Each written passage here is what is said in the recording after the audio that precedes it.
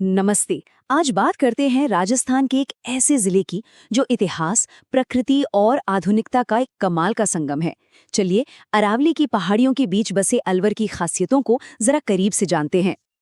अरावली पहाड़ियों के मध्य में बसा, ये लाइन सुनते ही दिमाग में एक तस्वीर सी बन जाती है ना?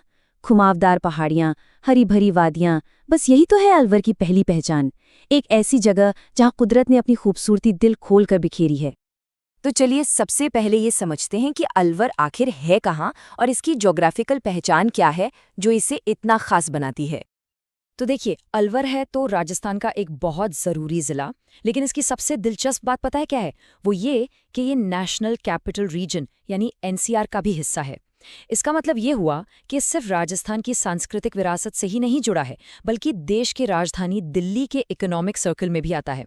ये चीज़ इसे एक अलग ही स्ट्रेटेजिक बढ़त देती है। अच्छा, किसी भी जगह की कहानी सिर्फ उसके भूगोल से नहीं, बल्कि वहां रहने वाले लोगों से भी बनती है। तो चलिए, कुछ आंकड़ों के जरिए अलवर की इस कहानी को और गहराई से समझते हैं। अलवर जिला फैला हुआ है 8,380 स्क्वायर किलोमीटर में। ये इसे राजस्थान के मीडियम साइज के जिलों में से एक बनाता है, जहां शहर, गांव और बड़े बड़े नेचुरल लैंडस्केप्स के लिए भरपूर जगह है।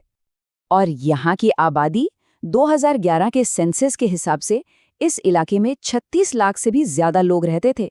ये आबादी अलवर को एक बहुत ही वाइब्रेंट और हलचल भरा जिला बनाती है, जहाँ परंपरा और मॉडर्न लाइफ एक साथ चलते हैं। और बात करें पढ़ाई लिखाई की, तो उसमें भी अलवर पीछे नहीं है। यहाँ का लिटरेसी रेट करीब 71% है, जो इस इलाके में हो रहे डेवलपमेंट और जागरूकता का एक बड़ा इंडिकेटर है। ये दिखाता है कि यहाँ के लोग एजुकेशन को कितनी अहमियत देते हैं। लेकिन रुकिए, अलवर सिर्फ आंकड़ों का शहर नहीं है। इसकी असली आत्मा तो बसती है इसके शानदार किलों में, इसके घने जंगलों में और इसकी ऐतिहासिक इमारतों में। चलिए, अब अलवर के कुछ खास टूरिस्ट स्पॉट्स की एक सैर करते हैं। तो अगर कोई अलवर घूमने का प्लान बनाए, तो उसकी लिस्ट में क्या क्या होना चाहिए? यहाँ कुछ मेन अट्रैक्शंस हैं। सरिस्का के जंगल से लेकर अलवर के किले तक, और शांत सिलीसेर झील से लेकर पास में ही भरतपुर बर्ड सैंक्चुरी तक।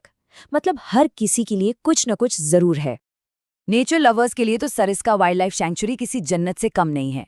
ये टाइगर्स का घर है और यहाँ की हरियाली और वाइल्ड लाइफ लोगों को बस अपनी ओर खींच लेती है, जो इसे अलवर का सबसे फेमस नेचुरल खजाना बनाती है। और अगर किसी को इतिहास की गहराइयों में गोता लगाना है, तो अलवर का किला उसका इंतजार कर रहा है। ये किला और इसका म्यूजियम इस पूरे इलाके के शाही अतीत की कहानियां सुनाते हैं, जहाँ का हर पत्थर गुजरे हुए जमाने का गवाह है। और यहाँ एक बड़ी दिलचस्प बात है। अलवर की जो अदालत है ना, वो एक बहुत ही खूबसूरत पुराने महल में लगती है। ये एक बेहतरीन उदाहरण है कि कैसे इस शहर ने अपनी ऐतिहासिक धरोहर को सहेजते हुए आज भी उसे अपनी रोजमर्रा की जिंदगी का हिस्सा बनाया हुआ है।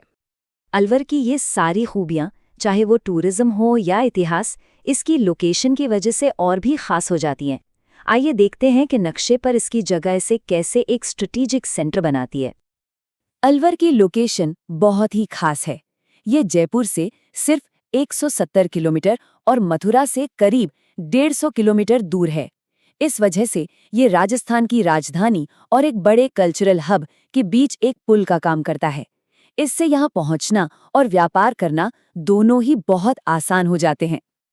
तो हमने अलवर का भूगोल देखा, आंकड़े देखे और घूमने की जगह भी देख ली। अब इन सभी पहलुओं को जोड़कर समझते हैं कि अलवर की असली विरासत क्या है। तो कुल मिलाकर कहें तो अलवर क्या है? ये अरावली में बसा एक हिस्टोरिकल जिला है। ये एनसीआर का एक बेहद ज़रूरी स्ट्रेटेजिक हिस्सा है। ये नेचर और वाइल्ड लाइफ का एक हब है और ये अपने अतीत और आज का एक अनोखा मिक्सचर है। यही है अलवर का असली सार। तो आखिर में ये सवाल उठता है कि इतिहास और प्रकृति का यही जो संगम है, वो अलवर को इतना स्पेशल क्यों बनाता है? इस पर सोचिएगा ज़रूर।